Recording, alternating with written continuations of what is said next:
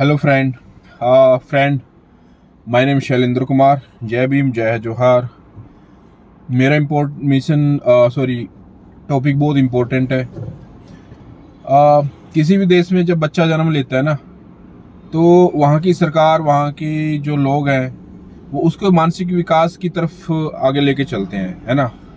लेकिन हमारे यहाँ पे उल्टा किया जाता है। यहाँ पे लोगों को मानसिक विकास को तोड़ा जाता है। उनको मानसिक विकास ना हो जाए, इस पे काम किया जाता है।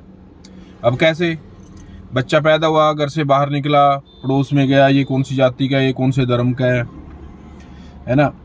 तो साथ में उसकी जो पढ़ाई चल रही है ना, वो भी माइनस में रहती है। वो भी उसको अपलिफ्ट नहीं कर पाते। आप इंडिया के पढ़े लिखे लोगों से बात करोगे ना, वो भी आपको एक नंबर के बेवकूफ़ ही लगते हैं, बहुत सारे, हर कोई तो नहीं। कैसे? आ, करवा चौथ आता रहता है बीच में, व्रत आते रहते हैं बीच में, त्योहार ऐसे ऐसे आते रहते हैं कि प्रदूषण फैला रहे हो, है ना।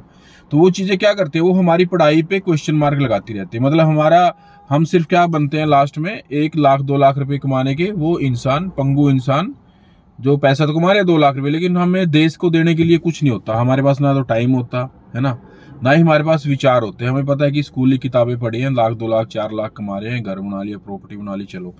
तो मानसिक विकास यहाँ पे रुका रहता है। सो मानसिक विकास करने के लिए आपको जो हमारे धार्मिक किताबें लिखी गई हैं, हमारे 4 वर्णों में से ब्राह्मण वर्ण है, जिसमें मनुस्मृति हो गया, वेद पुराण, ये सारी चीज़ें इंसान के मन को काबू करने के लिए, गुलाम करने के लिए, मतलब शुरू से ही उसके पैरियों पाँव में बैठिए बांधने के लिए हैं।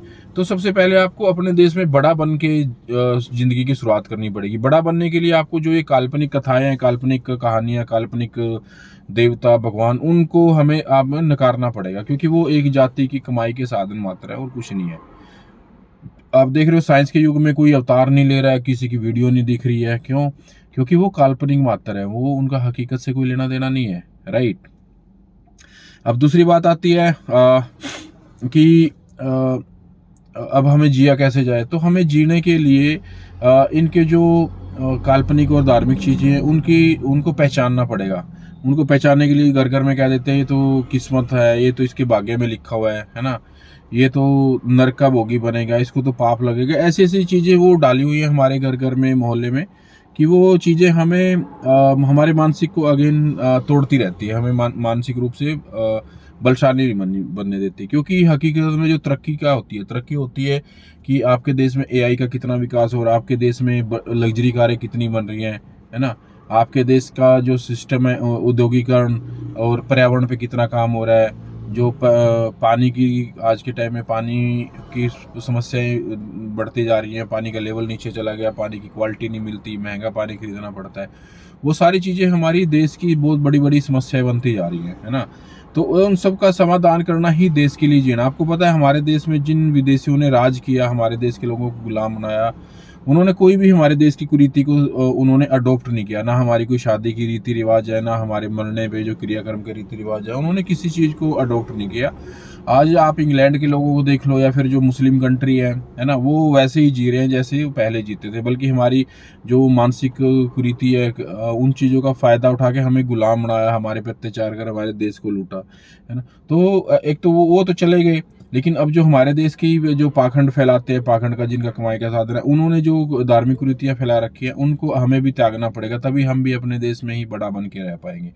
अपने ही देश में छोटा बन के रहना, अपने वोटर कार्ड है ना, उसको वैल्यू न दे के आपकी सामाजिक स्थिति, आपकी धार्मिक, आपकी जातिगत स्थिति को लेके चलना, वो ही मानसिक गुलामी है।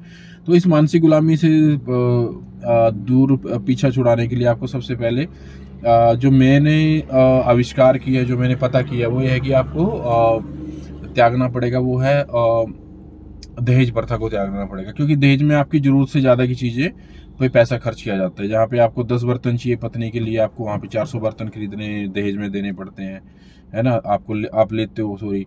और दूसरी बात है, जहाँ पे एक डबल बेड हस्बैंड वाइफ के लिए ज़रूरी है, वहाँ पे वो आपको कुर्सी में, सोफ़ा दहेज में।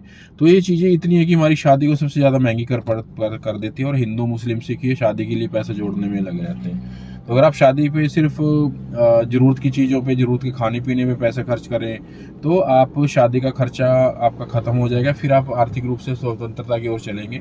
आप अपने शौक पूरी करने की तरफ चलेंगे। जैसे ओलंपिक जीतना है, आपने यूट्यूब पे फिल्में बनानी है, आपने खेलों में जाना है, कुश्ती, कबड्डी, है ना? तो सारी चीज़ें अपनी ज़िंदगी का आधार बनाने के लिए आपको ये धार्मिक कुरीतियाँ, धार्मिक पाखंड, ये जो ब्राह्मण वर्ण द्वारा फैलाए हुए हैं, बनिए को तो कोई मतलब नहीं है, देश में पैसा है, बनिए के पास पावर है, सारी चीज़ें, लेकिन वो उसको कोई फ़र्क नहीं पड़ता। संविधान कट रहा है, मर रहा है, टूट रहा है, फूट रहा है, न्यायपालिका क्या कर रही है, उनको कोई फ़र्क नहीं पड़ता, क्योंकि उसको वो खुद हमारे देश के किसानों, कामगारों को लूटता है ना? राजपूत है, क्षत्रिय जिसको बोलते हैं, उसको ये बता देगा कि तुझे लड़ना है, वो अपने से भी लड़ता रहता है, अपने घर वालों से लड़ता रहता है, अपनी औरतों को सती प्रथा, उसको उसी को देवी मान के बैठ गया है।